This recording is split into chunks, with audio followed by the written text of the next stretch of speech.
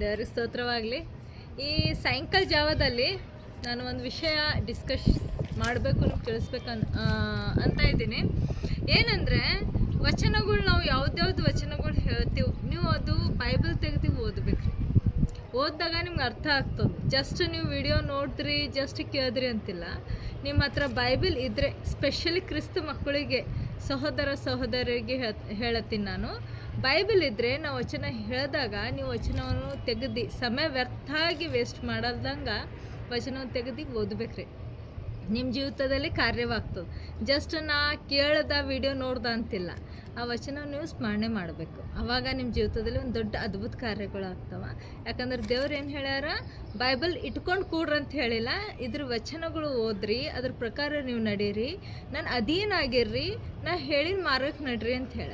ನಾವು ಇಷ್ಟು ವಚನಗಳು ಹೇಳ್ತೇವೆ, ನಾವು ಇದ್ರ ಬಗ್ಗೆ ನಾವು ನಿಮ್ಗೆ ತಿಳಿಸ್ತೇವೆ. ಆದ್ರೆ ನೀವು ಭೀ ಮನೆಗೆ ಏನು ಮಾಡ್ಬೇಕ್ರಿ, ಇದು ವಚನಗಳು ಬೈಬಲ್ ತೆಗೆದು ಓದಬೇಕು, ಅದರ ಪ್ರಕಾರ ನೀವು ನಡಿಬೇಕು. ಪ್ರತಿಯೊಬ್ಬರಿಗೆ ಈ ವಿಷಯನ ಹೇಳಕ್ಕೆ ಇಷ್ಟಪಟ್ಟೀನಿ. ಸೊ ನೀವು ಇವತ್ತಿನಿಂದ ಈಗೇ ಇದೇ ಕ್ಷಣ ನೀವು ಚೇಂಜ್ ಆಗಬೇಕು.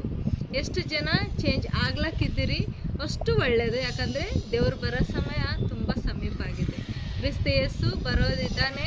Second coming soon is very soon. So ಅದಕ್ಕೆ ನೀವೆಲ್ಲರೂ ಜಾಗೃತಕ್ಕಾಗಿರ್ರಿ.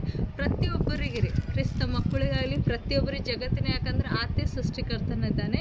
ಎಷ್ಟು ಜನ ಕ್ರಿಸ್ತ ಮಕ್ಕಳಿಗೆ ಗೊತ್ತಿದೆ, ಅವರು ಸ್ಪೆಷಲಿ ಅಲರ್ಟ್ ಆಗಿರಬೇಕು. ಎಷ್ಟು ಜನ ಗೊತ್ತಿಲ್ಲ, ಅವ್ರು ಭೀ ಯಾರು ಅವ್ರ ವಿಷಯದಾಗ ಹೇಳ್ತಾರೆ ನೀವು ಕೇಳ್ರಿ. ಯಾಕಂದರೆ ಇದು ಧರ್ಮಾಂತರ ಇಲ್ಲ, ಇದು ದೇವ್ರ ವಿಷಯ ಹೇಳ್ತಾ ಇದೆ, ಸೃಷ್ಟಿಗಾಗಿ ಹೇಳ್ತಾ ಇದೆಯೋ. ಯಾಕಂದರೆ ದೇವ್ರು ಬರೋ ಸಮಯ ತುಂಬ ಸಮೀಪ ಆಗಿದೆ. ದೇವ್ರು ನಿಮ್ಗೆಲ್ಲರಿಗೆ ಶುಭ ಮಾಡಲಿ, ಒಳ್ಳೇದು ಮಾಡಲಿ, ನಿಮ್ಮ ಜೀವಿತದ ಅದ್ಭುತ ಕಾರ್ಯಗಳಾಗಲಿ, ಮತ್ತು ಸಾಕ್ಷಿಯಾಗ ಪ್ರತಿಯೊಂದು ಮಕ್ಕಳು ಸಹೋದರ ಸಹೋದರಿ ನಿಲ್ಲಿ ಅಂತ ನಾನು ಪ್ರಾರ್ಥನೆ ಮಾಡ್ತೀನಿ.